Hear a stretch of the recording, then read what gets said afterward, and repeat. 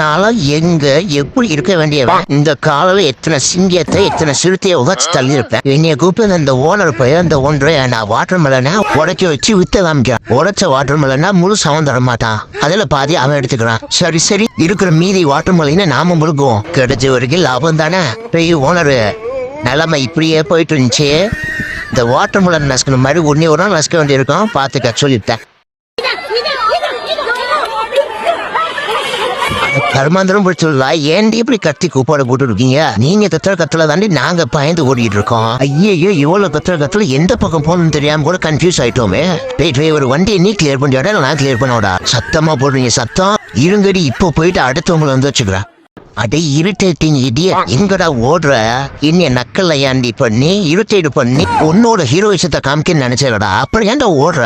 டேய் இன்னைய பாக்குற ஒவ்வொருத்தனும் நடுங்கி படபடத்து போய் பயத்துல கக்கா உச்சான்னு போயிடுவாங்கடா. நீ என்னமே முன்னாடி நின்று பெர்ஃபார்மன்ஸ் பண்ணிட்டு இருக்க. பெர்ஃபார்மன்ஸ் இது பாரு, உன்னை அப்படியே இழுத்து போட்டு மிதிச்சேன்னு உன்னோட குரல் கொஞ்சம் எல்லாம் வெளியே தள்ளிட்டு வந்துடும். இதெல்லாம் நல்லதுக்கு இல்ல தம்பி. சொன்னா கேளு. ஒழுங்கா ஓடி போயிரு. போகும்போது ஏதாவது பொருள் விட்டுப்போ உயிரை விட்டு போயிடாது. தேவையில்லாம என்னை இரிட்டேட் பண்ணி மிதிப்பட்டு சாவாத சொல்லிவிட்டேன்.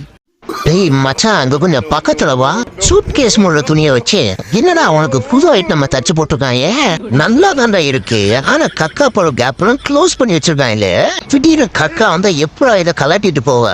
இத வந்துட்டு அந்த ஏதாவது உண்மையை கேட்டா உடனே குச்சியை தூக்கிட்டு இருந்தாரா அவன் எப்படி காக்கா போனா உனக்கு என்ன திரும்ப உனக்கு இந்த மாதிரி ஒரு புது பேண்ட் தச்சு தரலேன்னு போலாம் மேல பொங்குற அதானே.